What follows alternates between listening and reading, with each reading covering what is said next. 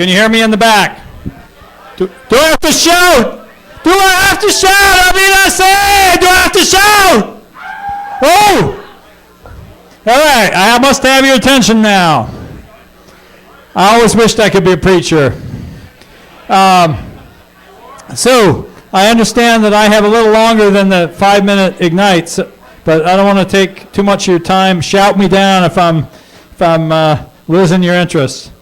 So, I'm going to talk a little bit first about O'Reilly and where we come from. It's kind of a standard opening I do to all my talks. It's kind of part of the branding, but it's also part of helping to educate, our community about where we're coming from.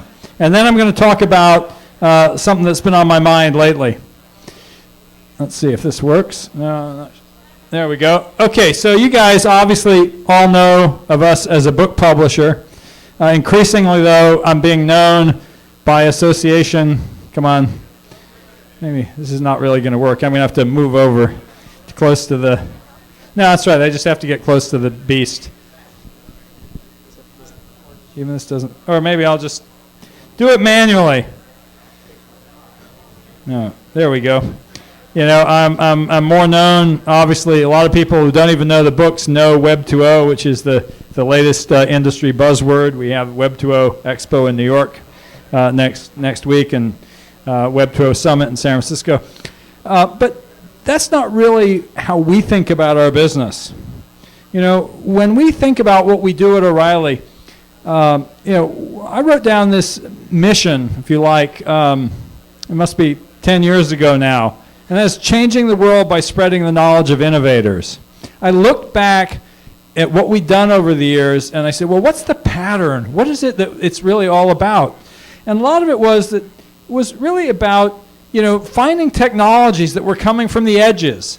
When we first started publishing on, open source back in the late 80s or early 90s, it wasn't because everybody was hot about it. In fact, nobody was talking about it. We heard about the technologies that mattered from people like you.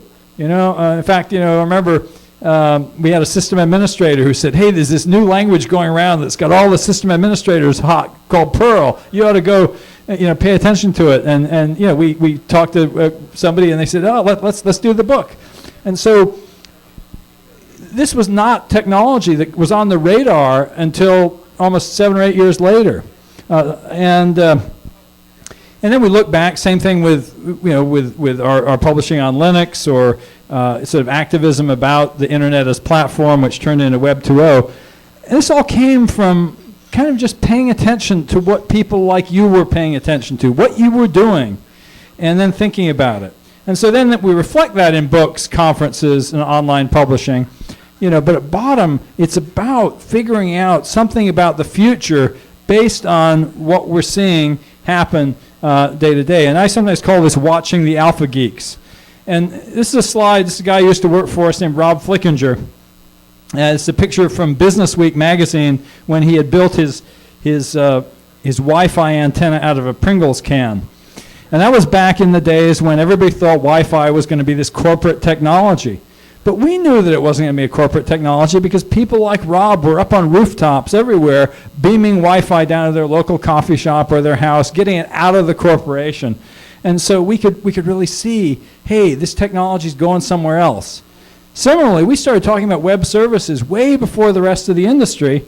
We gave a talk on web services effectively at our first Perl conference in 1997 because all the hackers we knew were already doing screen scraping, building unauthorized authorized interfaces to websites.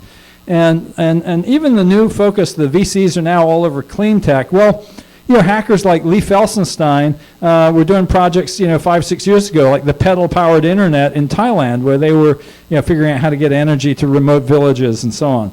So hackers are a great predictor of the future. And a lot of what we think we do at O'Reilly is we figure out what the hackers are paying attention to, and then we help other people to pay attention to what you're paying attention to. And so we like to think we're an amplifier for you. And that's really a big part of what an event like Ignite is about. It's paying attention to what you're paying attention to. And we want to hear from you what you care about, because that's what helps inform our ability to make a difference. But a big part of it's also pattern recognition. And one of the things I've been thinking a lot about lately, I've been calling Web Meets World. And I'm going to talk about that from two angles. First, you guys obviously, you already heard from Joseph Flaherty of Replicator about the maker movement. Just to remind me for show of hands, how many of you are actually ever read Make, our magazine? This came out of just paying attention, again, to Alpha Geeks. We started looking at the stories on Slashdot. We said, gosh, there's an awful lot of hardware hacking stories cropping up. And then we started talking to a lot of people to find out what they were doing in their spare time, and ended up, Dale Doherty, who's one of our sort of great product developers, came up with the idea for this magazine celebrating this movement. And the rest is history. We had 65,000 people at the last Maker Faire. So we really tapped a really interesting vein. But when we ask ourselves, what does it mean? Is it just, so for example, one of the projects, the guy who made a programmable cat feeder out of an old VCR, right? And you go, well, gosh, as Newsweek said, this is Martha Stewart for geeks. But it's more than that. What does that tell us? And what we started thinking about were some of the trends that were leading to this new involvement in hardware. One was the fact that people are used to basically making their devices do what they want, right? So the software mentality, the hacker mentality was part of it.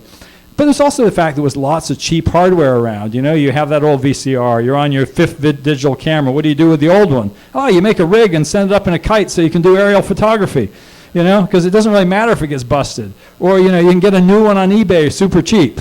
But there was also something else that was sort of bubbling up there. There's the rapid fabrication technologies, the stuff that Joseph talked about. But there's something else, and that's the rise of cheap sensors. Our best-selling product out of the Make store is the Arduino kit, a controller board for building sensor-based applications. But the whole sensor phenomenon is really taken off.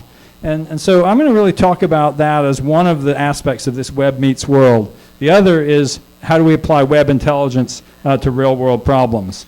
So, this is an example of a classic kind of project that we pay attention to at O'Reilly. Something called the Quake Catcher Network. Some guys who said, guess what? Every Mac has a motion sensor in it. So how cool is that? We can make a project kind of like SETI at home where we do earthquake detection. So you sign up your Mac for the Quake Catcher Network, and if it feels shaken, if a bunch of Macs in the same area are shaking at the same time, must be an earthquake, right? So this is a cool hacker project that kind of tells you, wow, we could start gathering data from these sensors and building a collective intelligence application. And again, for me, Web 2.0 is all about collective intelligence. Here we're seeing it hit the hardware world.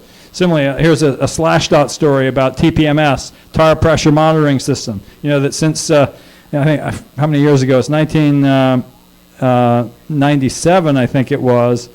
No, sorry, maybe it's 2007. Every vehicle has to have a tire pressure monitor so it can automatically tell if your tires are properly inflated. But actually, there's a lot of other data that's reported, like a unique ID for every car. And people are then saying, oh, yeah, we can monitor this wirelessly and do all kinds of interesting snooping with this. You obviously know about the Nintendo Wii, sensor-based games. It's a company that we invested in the UK called Path Intelligence that exploits the fact that your phone's home every 3 or 4 seconds kind of looking for the tower, right? And they're not listening in on your messages. What they're doing is they're just counting phones. And they built an application that is used by, for example, shopping malls to say how many people walk by that store. Because it turns out shopping mall rents are determined by the amount of foot traffic. So if you're in the back ass end of the mall, where nobody walks, you pay less rent. Well, now they can measure that in real time just by putting a couple of wireless sensors around and listening to the phones. It's actually funny, an outgrowth of some guys who were working on the GNU radio project. So it's kind of interesting data that we see. So no, this is a startup that was funded by Kleiner Perkins called IMMI, Integrated Media Measurement Incorporated. Again, they're kind of doing the same thing Nielsen does. Hey, how many people are watching that commercial? Except guess how they do it? They give their panel a special cell phone. Cell phone wakes up every 30 seconds or so, listens to a couple of seconds of ambient sound and says, did I hear a commercial? You know, and they match it against their back-end database of commercial sound signatures. I mean, this is a scary, very different future in which all these applications are increasingly being driven by sensors.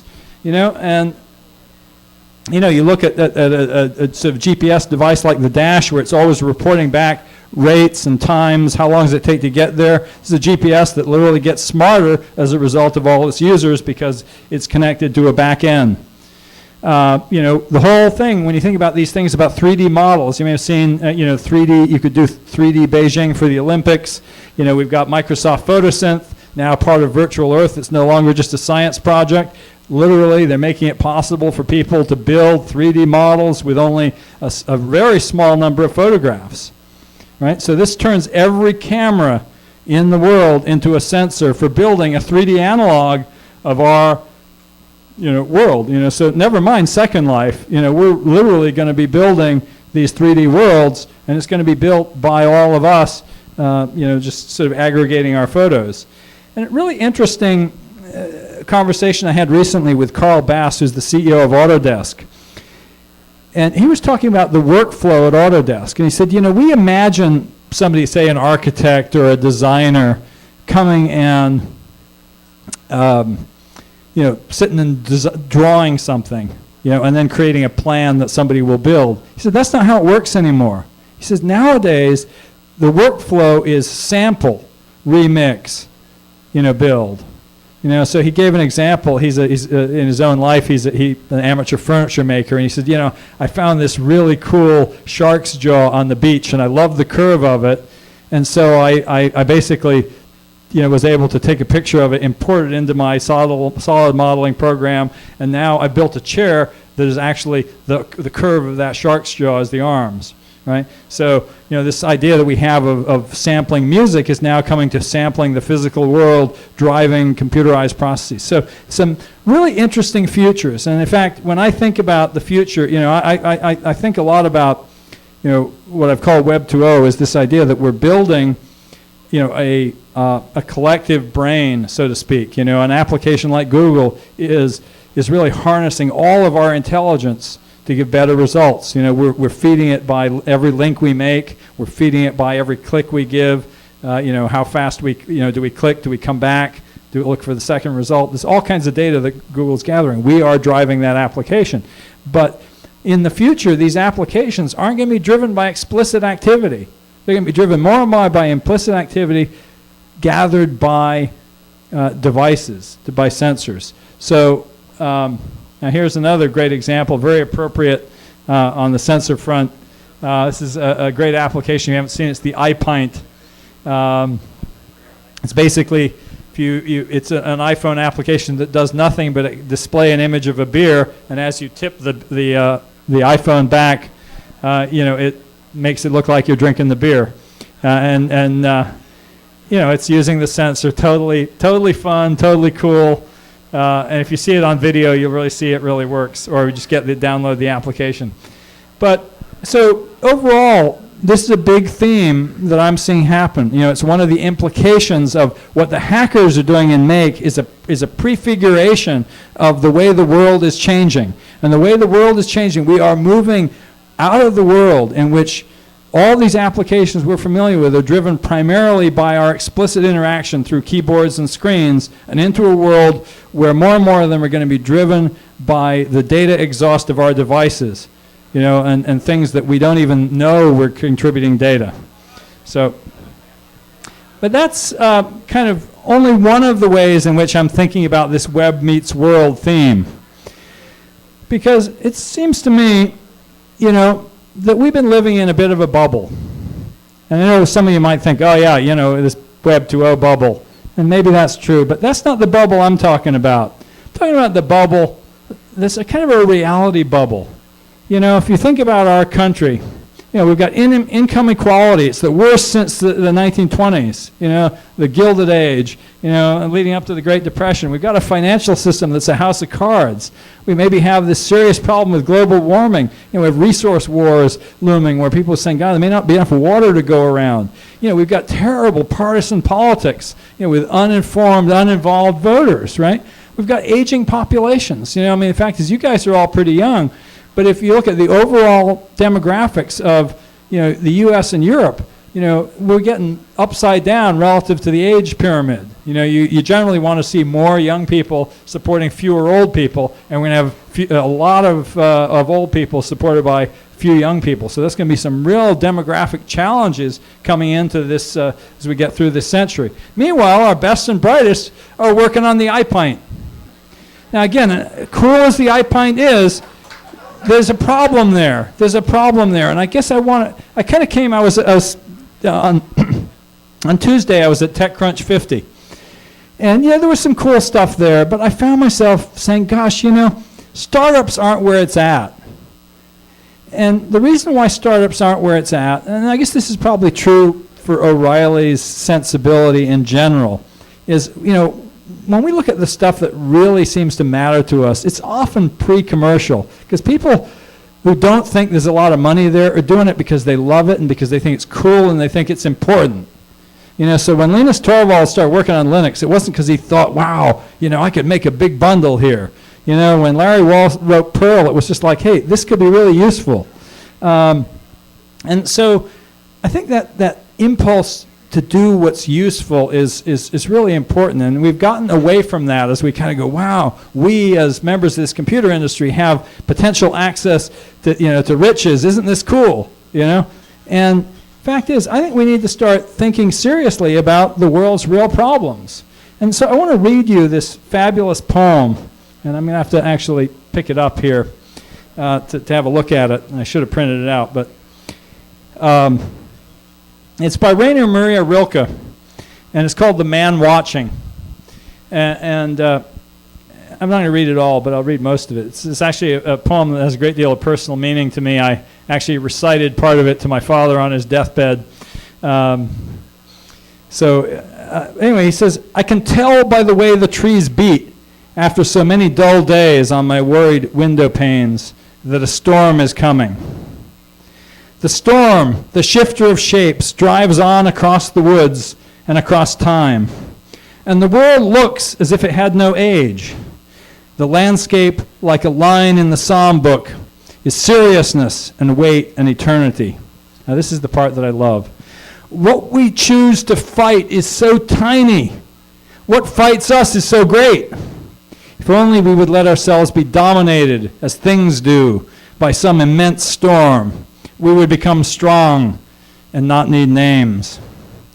When we win, it's with small things, and the triumph itself makes us small. What is extraordinary and eternal does not want to be bent by us. I mean, the angel who appeared to the wrestlers of the Old Testament. You guys know this, maybe know the story of Jacob who wrestled with the angel, right? He said, the angel who appeared to the wrestlers of the Old Testament, when the wrestlers' sinews grew long like metal strings, he felt them under his fingers like chords of deep music.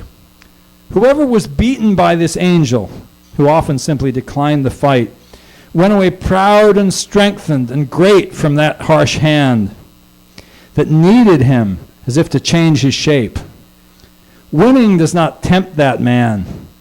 This is how he grows, by being defeated decisively by successively greater beings. A wonderful image. You know, here's a painting by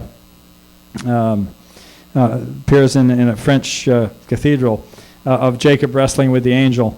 But that's a wonderful image for me of struggling with hard problems. You know, we have this idea of somehow, you know, success is from, you know, kind of having our startup and it becomes super successful and we become rich. They go, who cares? You know, we've got some serious shit coming down on this planet, and we've got to get engaged with real problems. And some of them may defeat us. We may not beat global warming. You know, I had an interesting conversation with the guy who did the climate modeling for the Intergovernmental Panel on Climate Change.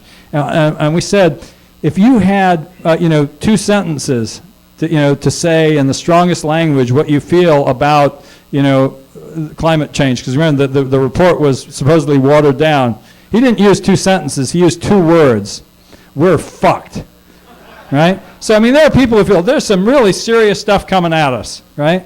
And we have to take it seriously. And so I just wanted to use this opportunity to urge you guys to start working and thinking about hard problems, important problems, you know. And so before I do that, you got to tell me where I am time-wise, Mike. I want to talk a little bit about the problem of predicting the future.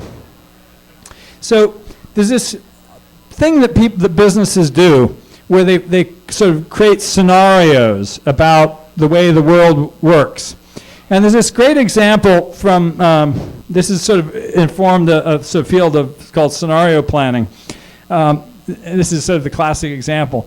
There's a company back in the early 90s that did, or late 90s, that did scenarios for, actually no, it was in the 80s, I take it back, for oil field equipment, right? How many oil drills? And these were their 3 scenarios, right? One was growth would look like this.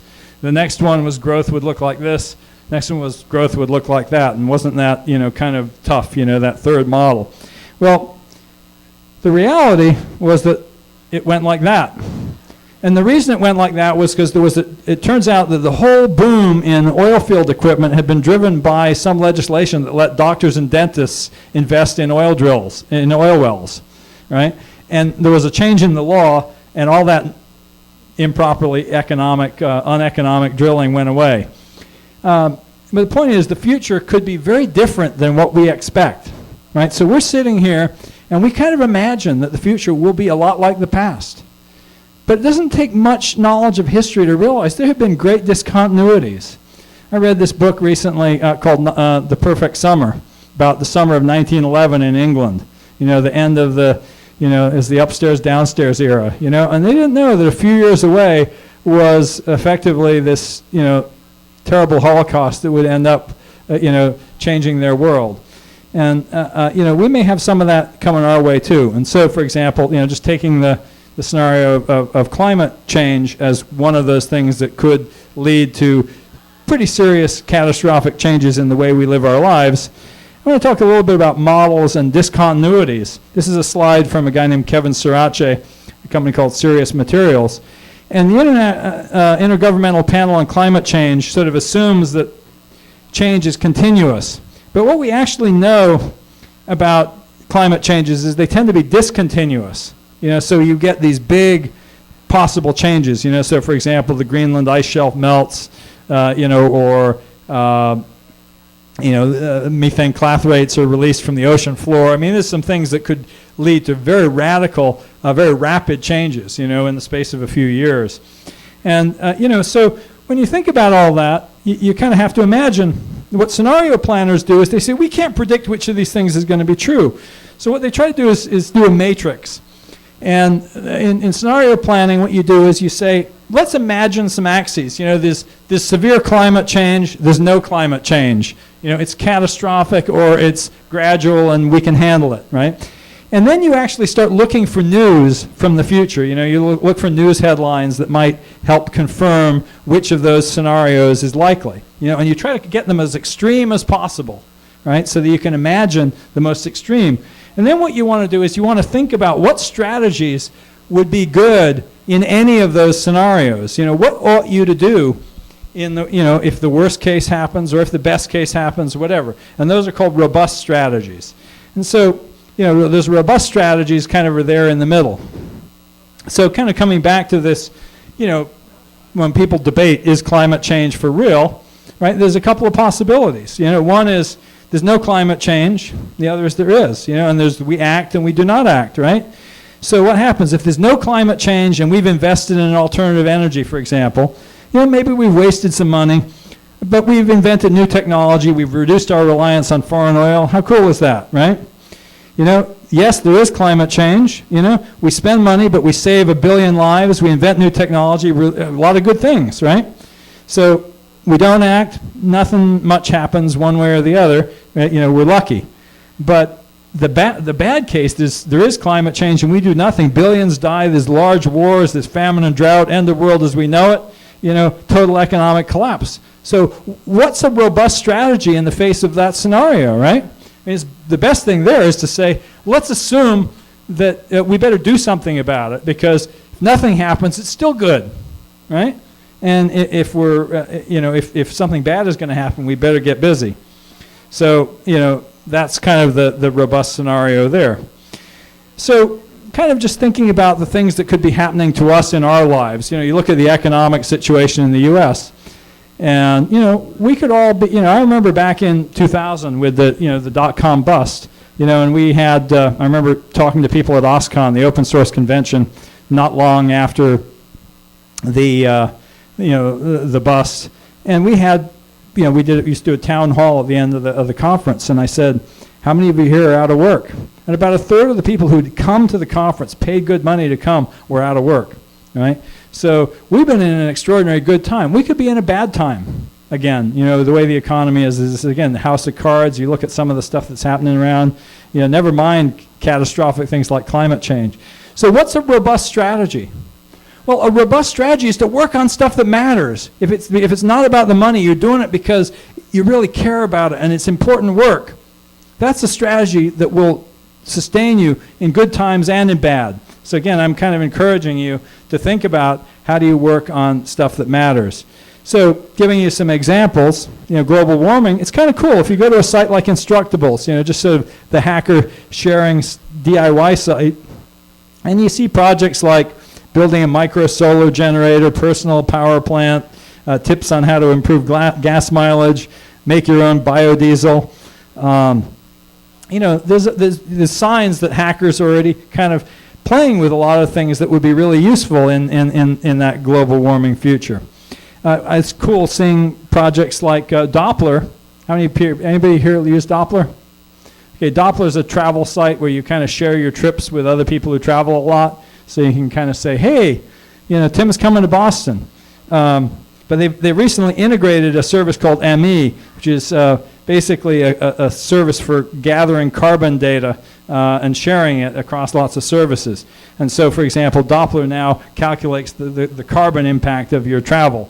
And you can kind of say, well, this trip, here's how much CO2 you produced by your travel. Again, an interesting project started by a hacker in the UK. Another great one, John Gay, the guy who originally wrote Flash, now has a startup called Greenbox, designed to build really powerful visualization for home energy usage. So great to see people taking up that challenge. And obviously Google has taken this on really seriously. Google.org, they're putting a lot of money towards this idea of how do we create renewables less than the cost of coal. So good things happen here. How about education? Another really big problem. You guys probably seen all the news about, U.S. competitiveness, education key to U.S. competitiveness. We're losing a lot of ground relative to other countries because our education system sucks. And it was kind of nice at OSCON, Nat Torkington, who's one of the bloggers on Radar and was a long time the program chair of OSCON, reported on what he's done. He's gone back to New Zealand to live. He's from there originally. But he's been volunteering at his local high school.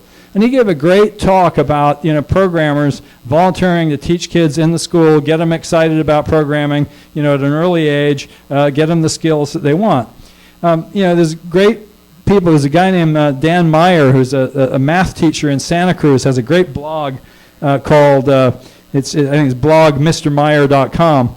Great blog about education. It's wonderful, when you see people like that, figure out how to support them because they're investing in our future. There's also great projects like DonorsChoose.org. This is a group where you basically nominate a teacher and you solicit donations on their behalf. Right? You make donations for specific classroom projects. That most teachers actually pay thousands of dollars out of pocket for school supplies in this country. So again, an area where we all can make a difference. Again, this is actually my son-in-law's project. He's an amazing scientist. He's got an energy startup funded by Google, but he also takes the time to do a project called howtoons.org. It's a collection of science and engineering cartoons for kids, because he's passionate about getting kids interested in science. How about humanitarian technology? There's some really cool projects there. Instead, which I'm trying to remember exactly what the name is, but it's Global Disease Detection Network, funded by Google again. Amazing talk I saw a few years ago by Larry Brilliant, Google.org. he actually was at this conference called TED, and he was at the same one where Al Gore gave his Inconvenient Truth talk. And Al had this wonderful picture of the Earth from space, and talking about how it's our only planet. And in the course of that talk, Al said, "This is the most widely viewed photograph in history." And Larry got up and he said, "Actually, I don't think that is the most widely viewed photograph in history, because and he showed a picture of a small child with smallpox, and he said, because I gave away 3 billion copies of this picture, 3 billion copies." Right? And it turns out that, for example, in India, and he was talking about how did smallpox get eradicated? It wasn't vaccination. That's kind of naively what you'd think. It was actually, like in India alone, there were 20 million volunteers who went door to door with this picture saying, "Have you seen a child who looks like this?" And then when they found them, they isolated them so it didn't spread. And they went. That was repeated for year after year after year. And you go, what an amazing, amazing effort. Well, it turns out that this early disease detection is critical to stopping the spread of new infectious diseases. And what they've discovered, of course, is that you can apply computer power to this. So amazing work, again, going on, a hard problem that makes the world a better place. So it's their website. There's other sites. This is a project. There's a wonderful nonprofit called Benetech that develops projects for nonprofits. But even something like, you guys may have heard about a startup called 23andMe. It's doing personal genomics. In some sense, it kind of comes across like, gosh, this is the ultimate yuppie thing. Get your gene sequence. Price just dropped to $400. How cool is this? You can kind of, feel like the big guys and find out what genes you have, what diseases might become. But you know what these guys are really about? They're about building a really big clinical database, because once you have gene data from millions of people, you can study diseases in a different way. Because it turns out, our naive thing, you do a study of some therapy, and you think that, what's going on is, oh, that one didn't work. Well, it turns out it actually worked 100% for 5% of the people, right? And there's a genetic difference that deals with the effectiveness. So we're entering this new age of genetic medicine, but we need to get the data. And this is a way to enlist consumers in paying for something that's not being funded by, by government or research institutions. So again, very clever social hack in a lot of ways there. So let's see. So what about politics? Fabulous organization in the UK called My Society.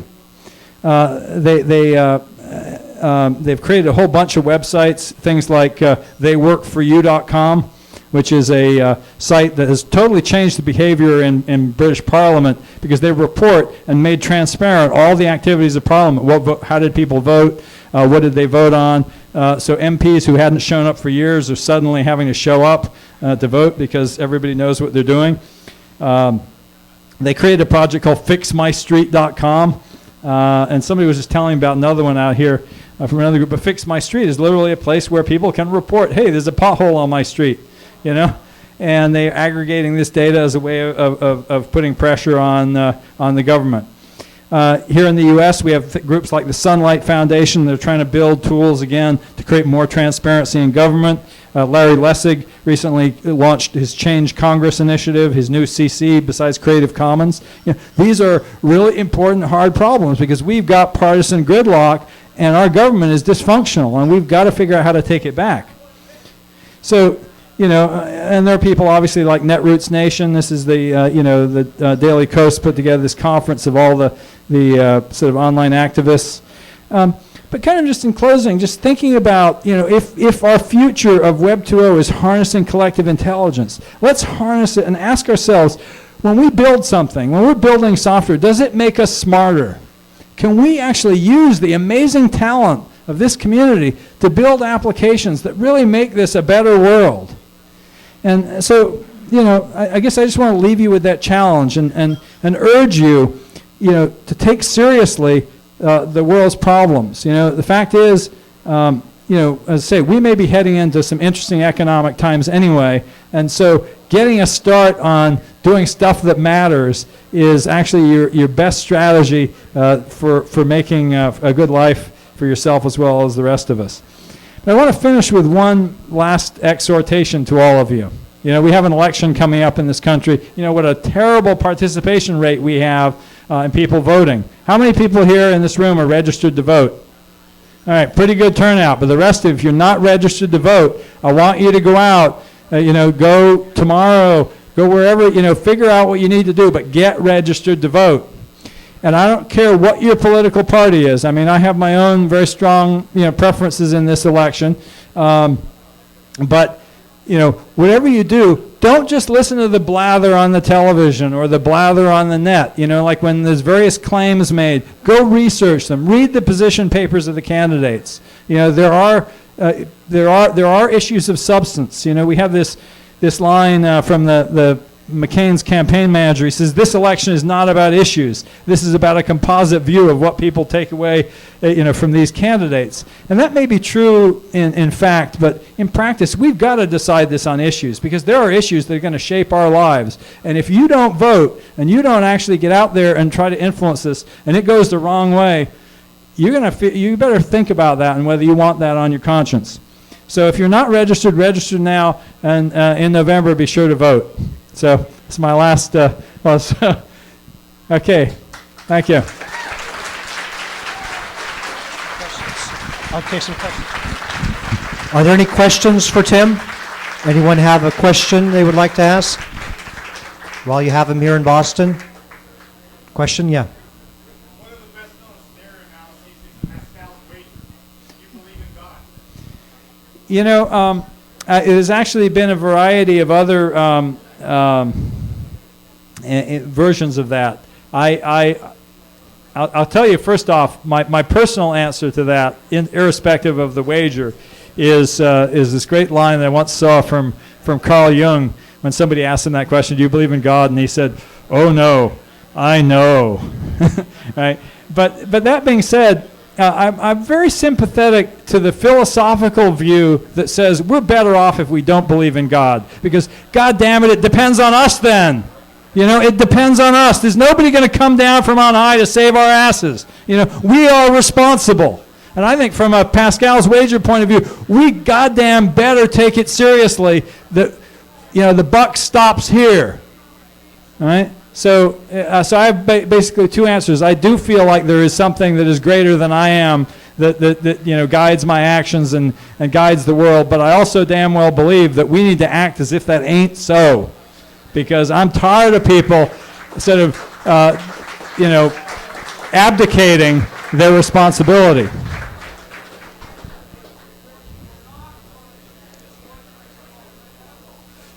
Sorry, I can't hear you. Maybe you can come up here or pass it along. Other questions? Down here.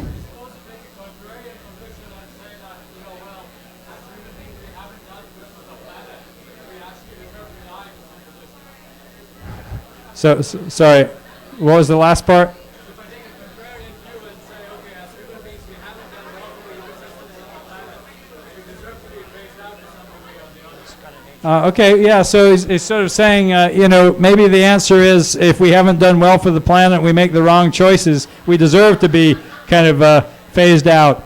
That may be true, but I'm a human being, and I kind of like what we've accomplished, and I'd like to see it keep happening, I got species bias. There are definitely people who think that way. I remember, my brother was on a trip with a geologist, and he was like, "Oh, global warming is no problem. The Earth will be fine. It's just us who may not be." So, other questions? It can be about anything, not just about what we've talked about. Now we should probably wrap because you got other people ahead after me. Okay, thank you.